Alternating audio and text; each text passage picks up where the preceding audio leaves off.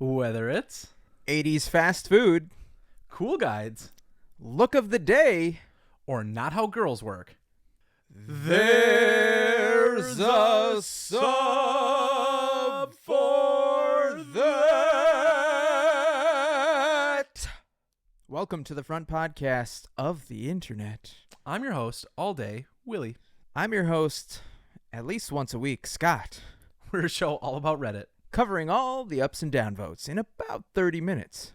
And if you like the show, you can find more of us on TikTok, YouTube, and Instagram. Or cashing in our winning lottery ticket at a gas station in Illinois.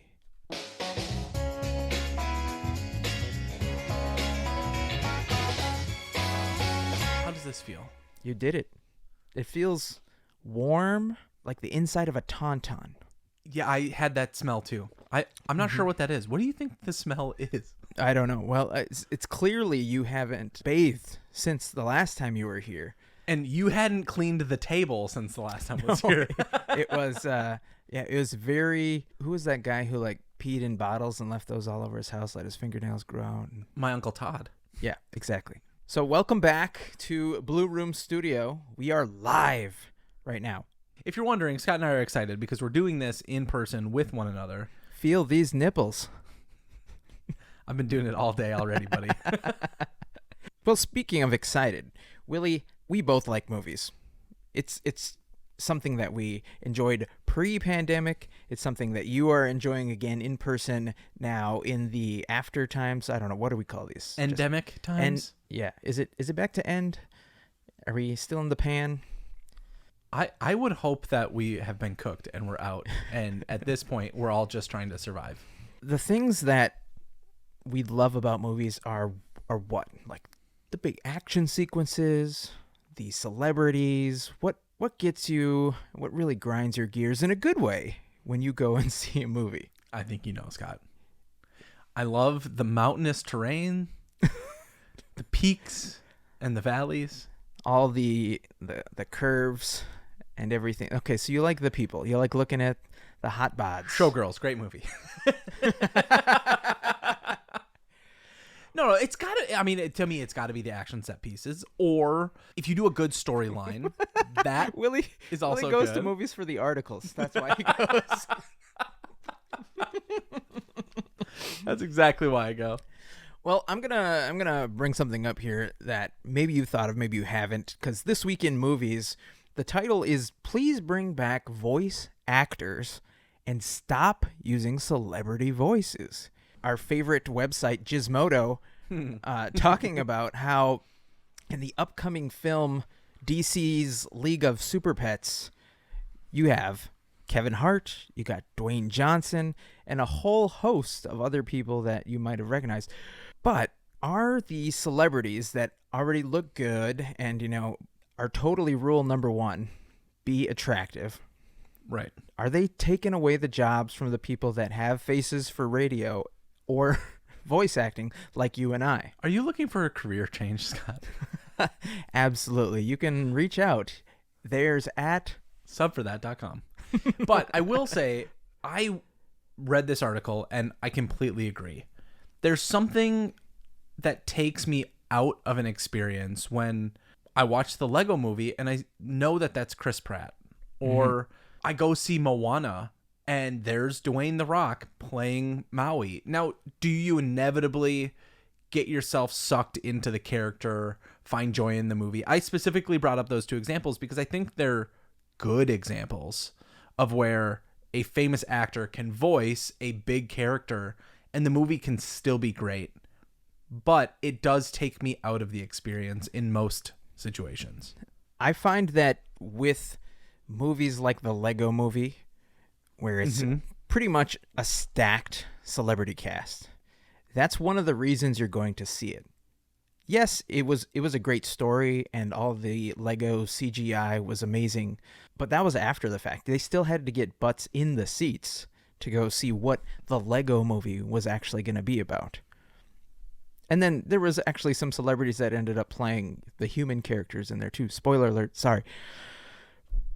But when you're talking about Moana, we have no idea who this person playing Moana is. Brand new princess actress. Dwayne "The Rock" Johnson makes a cameo as one of the characters, not necessarily like carrying the film. So, arguably the second most important character sure, of the film. but he's supporting actor. Sure.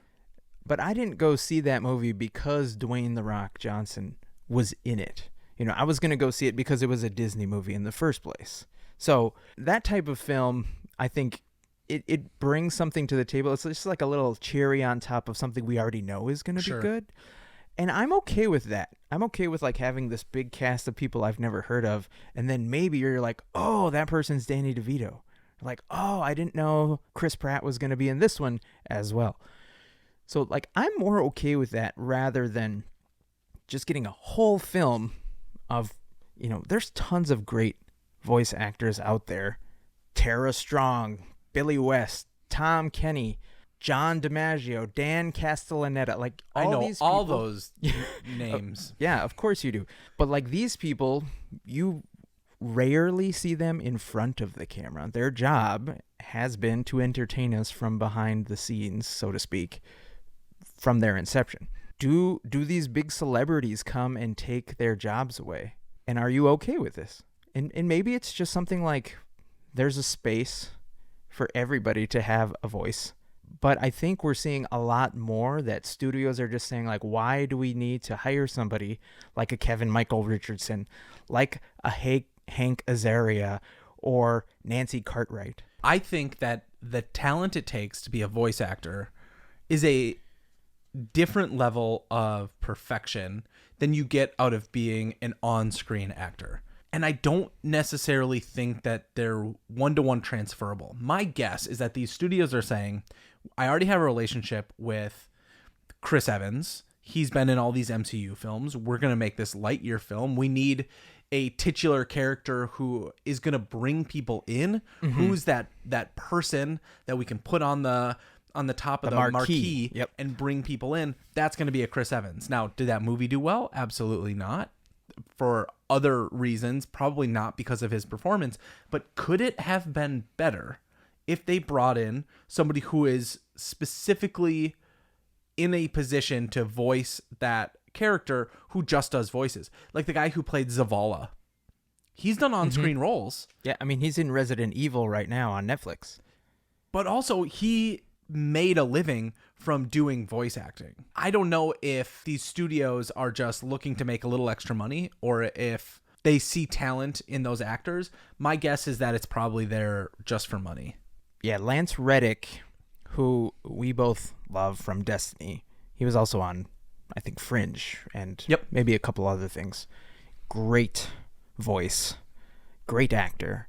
I would say, like, the people that know him, yes, he is not playing Captain America, but if I saw his voice for a character for some show that maybe I already knew the story, like, that would get me into the seat just as much as it would some famous celebrity who's known for their on-screen from something else. Speaking of actors, some of which we enjoy and some of which we don't, did you see the controversy this week? There was this whole story that started to break out because this company named Yard did a climate change study on the carbon footprint of these wealthy elites. And what they found, and a lot of this was because there was this story that Kim Kardashian was taking a flight that was like 20 minutes long. Oh, yeah. I remember that, yeah. So then Rolling Stones took it. They led with it. But this week in the subreddit Entertainment, it says Taylor Swift clarifies that she wasn't even on most of her 170 plus trips her private jet took over the last year. Did you hear about this? I saw the title. I was thinking of, well, that's good that she's using it for jet share or whatever that private jet company that people need to use is. Like I mentioned before, I have my own jet. I take it every which way, so I'm kind of partial and biased in this story. Yeah.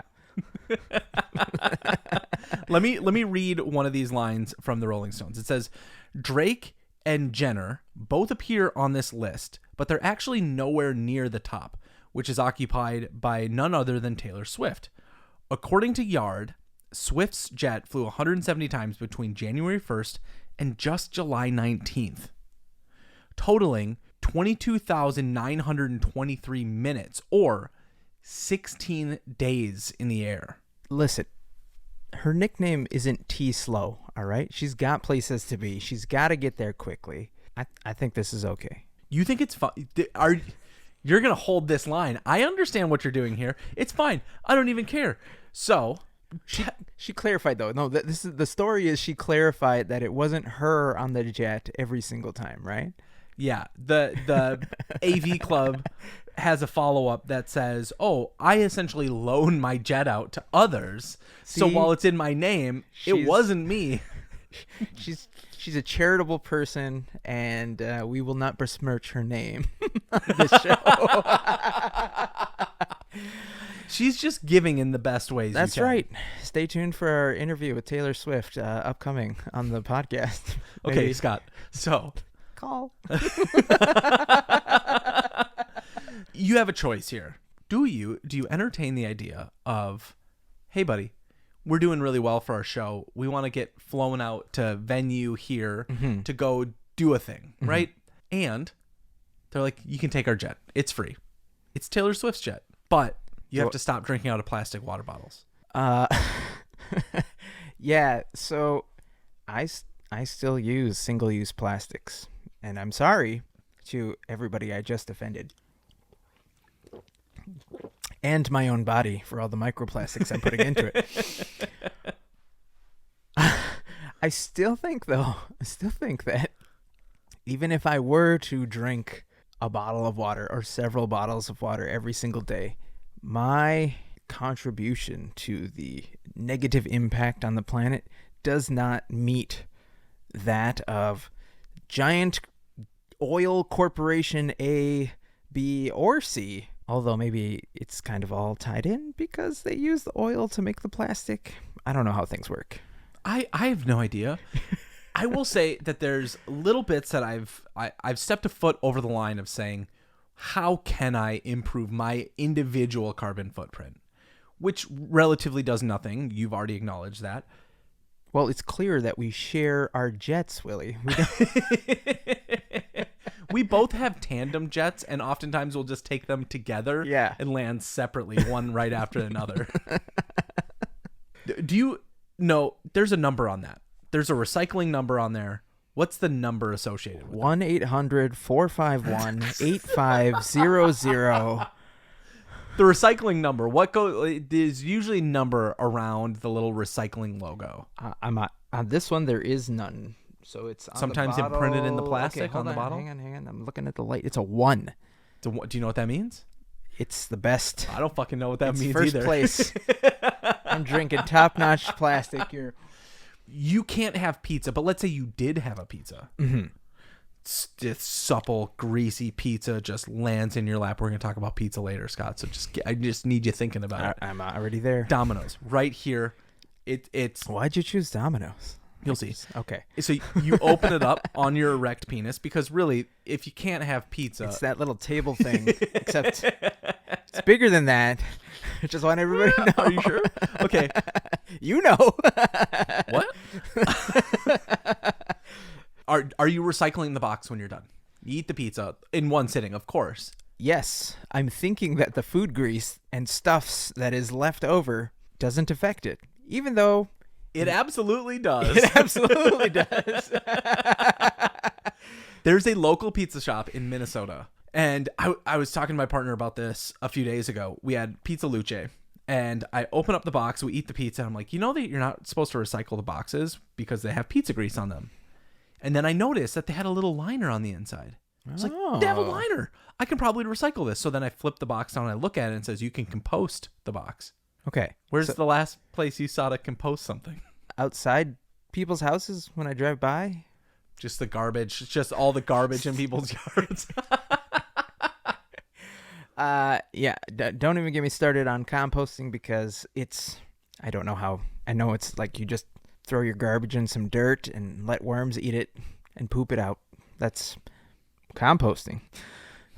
I think the moral of this story is we're going to see a ton of different stories about like these elites doing these crazy things, but I think that is all just a misdirection to divert our eyes onto an individual versus the companies that are really the bad. 100%. It's a big war at the, I guess, psychological level. Right. Are you going to hate the rich people that have all this money that are politically opposite of you and maybe are calling for things that you don't agree with at a political level?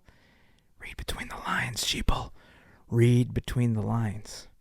Who else would convince somebody that Taylor Swift's jet is the problem that we should be focusing on? Rolling Stones, you royal fucks. What's your agenda here? Yeah, Rolling Stone.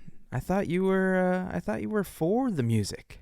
I thought you were rolling in it. Oh. Dun dun dun. Well, speaking of things that are upsetting people, this week in anti-work, I know, don't call it a comeback. But there was a post titled, "Recently started as a mystery shopper and honestly can't believe what is expected of these employees." Have you ever seen those ads like, become a mystery shopper? Do Scott, this. I Earn cash. was a mystery shopper for a while. No way. Mm-hmm. How long? One time. Just one time. Well, you're in good company because this person wrote, "I'm a PhD student who had just started mystery shopping for some extra cash. I cannot believe some of the interactions I'm supposed to have with these employees. For example, I got an assignment at local electronics company. I'm supposed to be interested in a streaming box like a Roku or a Fire, etc.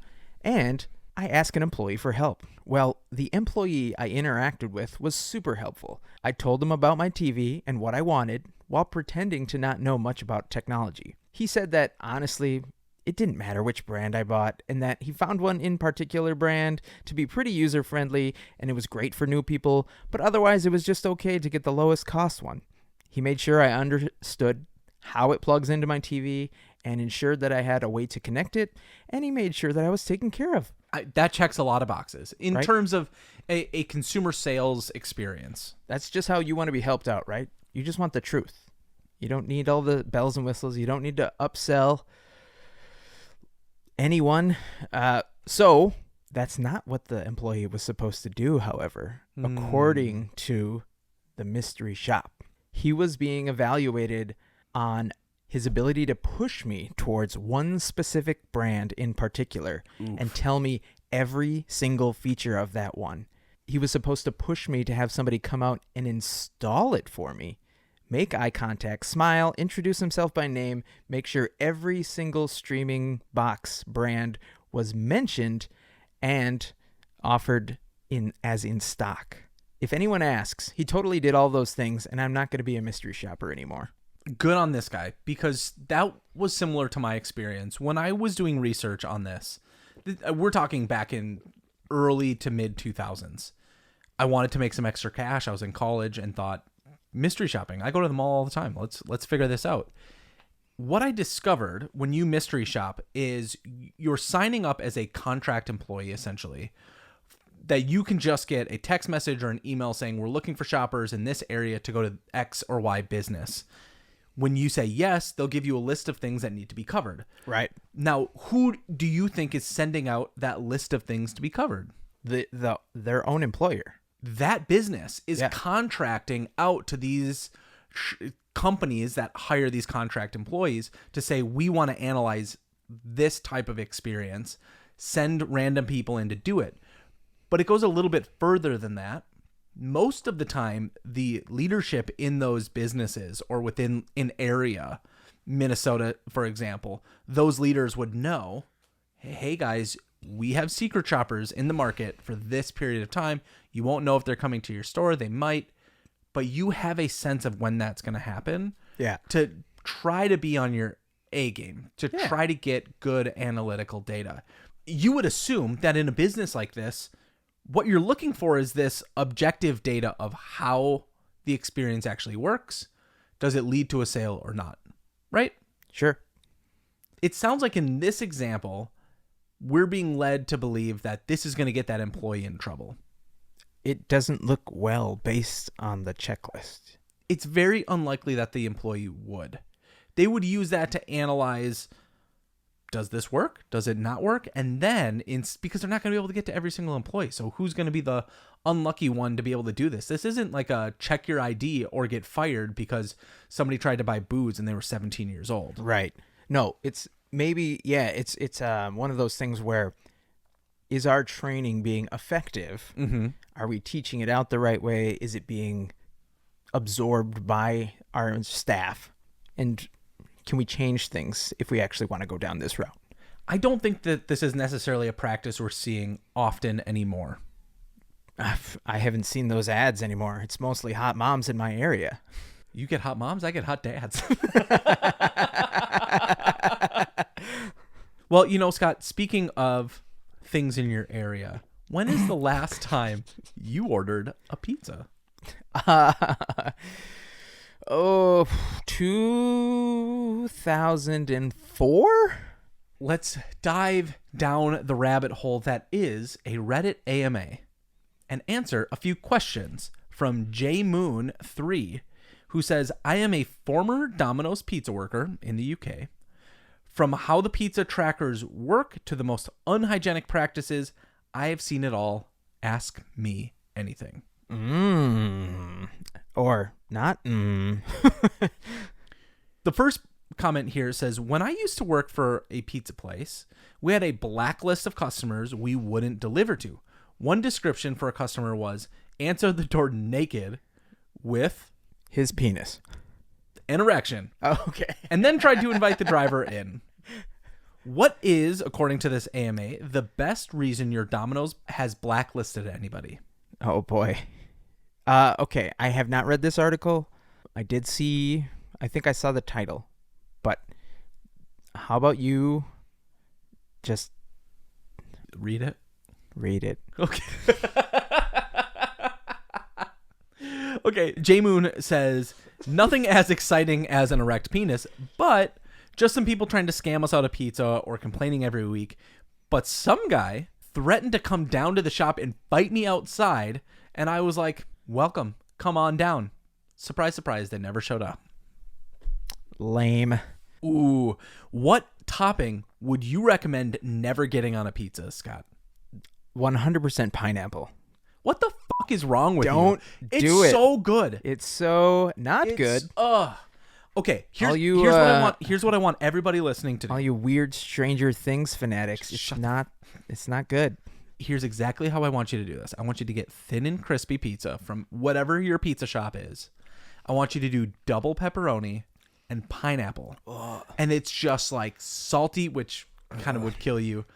Savory, and then just the sweet little bits. Ooh, and then if you want to go a little bit further, just drizzle some hot honey. It's a little Mike's hot honey. Just drizzle. If I suddenly got the ability to eat pizza again, I would make sure that I never, until the day I died, would never eat a pineapple pizza. It's just the worst. It's the worst thing. I would rather never eat pizza again versus being given the option of like, you can only have pineapple pizza or you can never eat it again. I would eat every other food on the planet. I would eat a pineapple whole as long as it's not on a pizza. Scott, pineapple has changed. How? It's in drinks, I guess. I don't know. This J Moon says it's tuna. It's just tuna. That shit reeks. Once we touch it, it's on our fingers forever. Wait, you can? That's a thing? Would you take tuna or pineapple? Oh, I would 100% have tuna on a pizza. Go get the fuck out of here. The question I think that's on everybody's mind to end some of this AMA, I'll link it in the show notes so everybody can go find it, said, did employees ever break the law on food hygiene practices? Ooh, that's, I don't know if I want to hear this. I had several friends work at a pizza place when we were in middle school, high school. It was like their first job. Right. I never partook. I went and worked for Subway because I was an artist. And like every man in general, you always thought it was bigger than it was. Yeah, it's never really full. Not until the law tells you otherwise. Further down into the comments, they do say that if somebody doesn't show up for a delivery, they just eat it.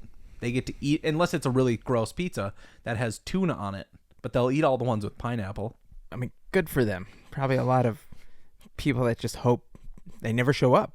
J Moon says, well, my manager once picked a pizza up off the floor and without batting an eye, put it in the box and sent it to the customer. Probably happens a lot more than we realize. God, I want pizza so bad now. Me too. Well, I think since it's been so long that even a floor pizza wouldn't get me down. Like ups, and it's time for... It's sometimes good. It's sometimes not. It's time for Ups and Down Votes with Willy and Scott. Last week, Scott, you lost the battle. No, I won. You won? I won. All right, flipping a coin, heads or tails. Did I win? I don't know, because we forgot to record the second things. Whoops.